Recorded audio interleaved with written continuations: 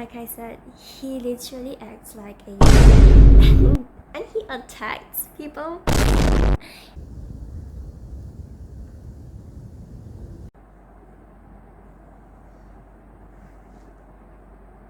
Stories are journeys.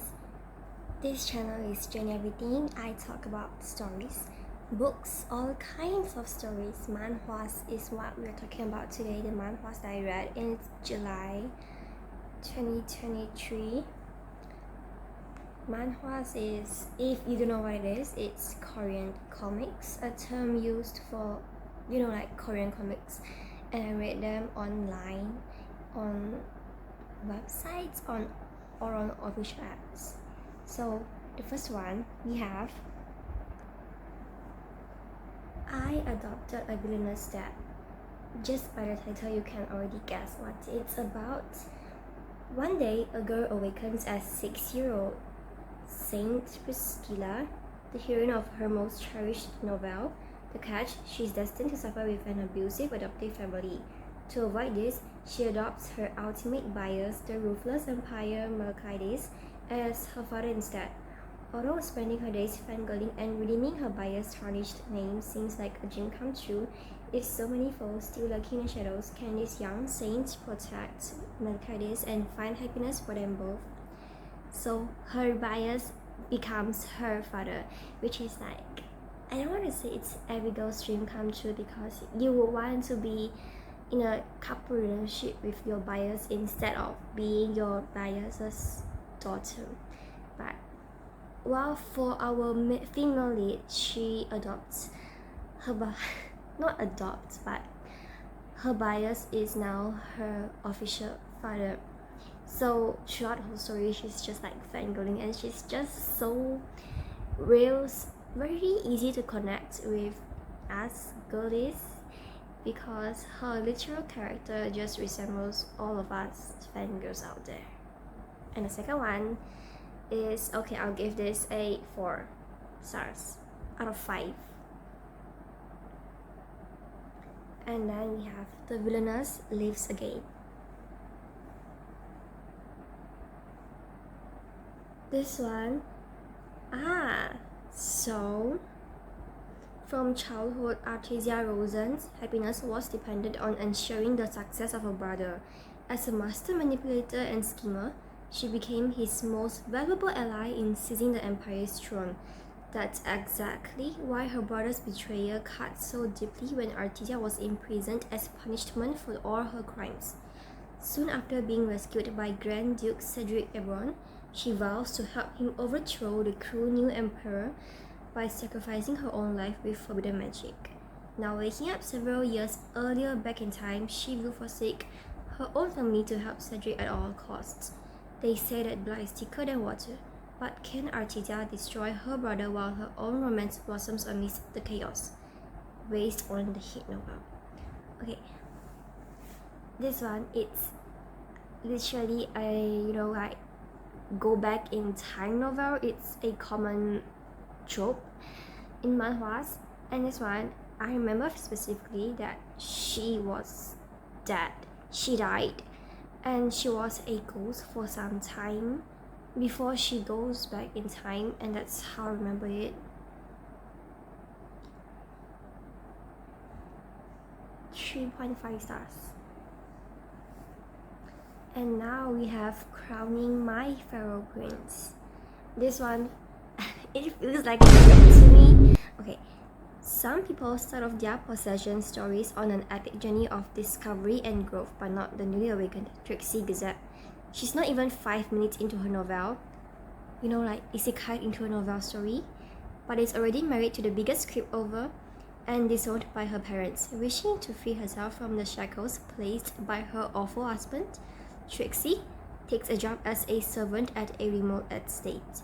But she discovers too late that the young master she has to serve is the Empire's foolish prince, Leon Atarta.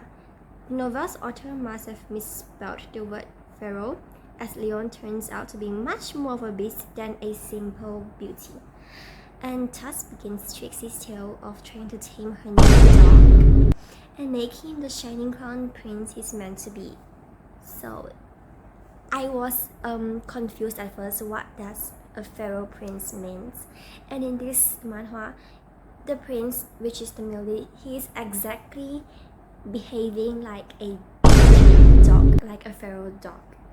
He's, how do you say this? It's like a person when they are confined in a jungle and they are left to be on their own, and this particular person has to survive, and that's how the vibes it feels coming from this male lead, the pharaoh crown prince. Not crown prince, but he's going to be a crown prince soon. And like it feels like a joke because, like I said, he literally acts like a dog and he attacks people. People treat him as a dog. You know, like he attacks people the way a dog would, and he even attacks the female lead. So it's kind of weird because I really see him as someone that has,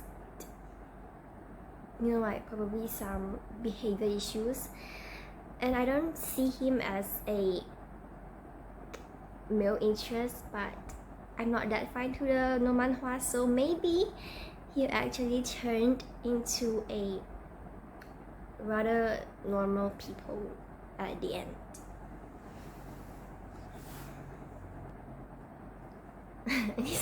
This book is funny, so I'll give it 4.5 stars. And then we have My Sweet Enemy, Thai name is Husband. My husband, my nemesis, till death do us apart. ᴹᵃⁿʰ၀ᵃ, a slave who rose to emperor and the man I wed in my first life, yet our ill-fated marriage left my family murdered and my homeland destroyed at his hands. Now given a second chance, I vow to succeed in this political marriage and save all I love. Or will his love save me first?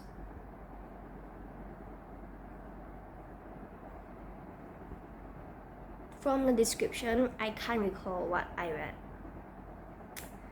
But all I do know is that it's another going back in time. So I think that like the male lead, her husband, because her husband resulted in her family's death, so they are like sworn enemies now. She doesn't really like him because he killed her family. I think that's what I remembered. So it's her enemy and her husband at the same time. I think throughout the story they will, you know, communicate. She will forgive him, you know, like understand him more. The classic cliche plot line. 3 stars. And then The Predator's Fiancée. Orphaned and living in a monastery, Alicia Daylor, what's on with these names? Was content and happy. That was until the Descartes, known for having magical abilities, came to find her. This snake field forces Alicia into a slave contract with their eyes on inheriting her many assets. After years of servitude to the Descartes, Alicia meets a gruesome end at the hands of her captors. That would have been the end of her tale, but as she closed her eyes to die, she awoke again in her own past as if nothing had ever happened. Another going back in time. I tell you, like, at least 50% of manhwas, it's about someone going back in time. With this second chance, she vows revenge on the Descartes and finds the perfect accomplice in rumored maniac, ᴹᵃⁿʰ၀ᵃ Descartes. ᴹᵃⁿʰ၀ᵃ, an outcast member of the Descartes family, has also sworn revenge on them, but his unwavering distrust of everyone steers him to form a contract with Alicia, only under one condition: she must agree to marry him. Contract marriage show. Flung into a fake marriage, these two would uncover the secrets of the Descartes and bring each member down. There's just one secret that each can't seem to figure out. Why does it seem like they have met before? Oh, okay. she goes back in time. She's to like prevent her from dying, to like take revenge, and her husband, the fake marriage other party, is helping her, and you know, like throughout their revenge journey they will definitely fall in love. Wait, but I don't know why that they seem to know each other before. I haven't read that part yet, I don't know, but it's interesting. 3 stars. I'm talking like I haven't read it before because I've read it but not the whole story, so it's confusing because it's already been some time since I've read the story. And then we have Please Don't Eat Me. Now this one, the title itself, it's horrifying. The title, what do you mean please don't eat me? So a childless is an impoverished purifier looking to provide for a family. Duke Zahid al-Klenor is a wealthy and powerful magician looking to cleanse his evil energy. Fantasy elements. The two seem like a perfect match, except that Zahid is fated to eat ᴹᵃⁿʰļᵃ alive. What? ᴹᵃⁿʰļᵃ must keep the Duke at arm's length for her own protection, but the intimate purification process combined with Zahid's non-stop flirting made that nearly impossible. Can she stave him off and stay alive, or will she be consumed by passion? Okay, I remember, to be honest. Now I'm not sure by what the title means. You know, like there could be 2 meanings. One, she was actually going to be eaten, you know, like cooked and then consumed, and the second one is love, eaten by love, no passion, you know, like sex. I don't know which one the title is saying. I can't even tell from the description. I don't remember, I'm sorry, 3 stars, but it's interesting to say the least. And now we have Lips Upon a Sword's Edge. ᴹᵃⁿʰļᵃ Brillhead is the captain of the Golden Dragon Knights and one of the new few swordmasters on the continent. As such, finding a man willing to marry ᴹᵃⁿʰ is in the Western Empire is like finding a needle in a haystack. So, when Grand Duke Cassian Ternuzan of the Northern Empire asked for ᴹᵃⁿʰ's hand in marriage, ᴹᵃⁿʰ's mother gladly gives him her blessing while keeping ᴹᵃⁿʰ's identity a secret.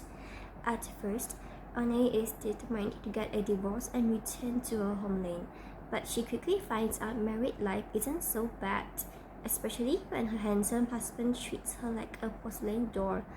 Will ᴹᵃⁿ be able to protect her marriage without revealing that she's the notorious mad dog of the Western Empire? So it's love after marriage, you know, being in love after getting married, and she keeps a secret from her husband. I don't remember. It's cute, like the art is cute. 3 stars. So stories and journeys, continue embarking, exploring on your journeys, reading new exciting adventures of stories, and uncovering new experiences. Thank you for watching.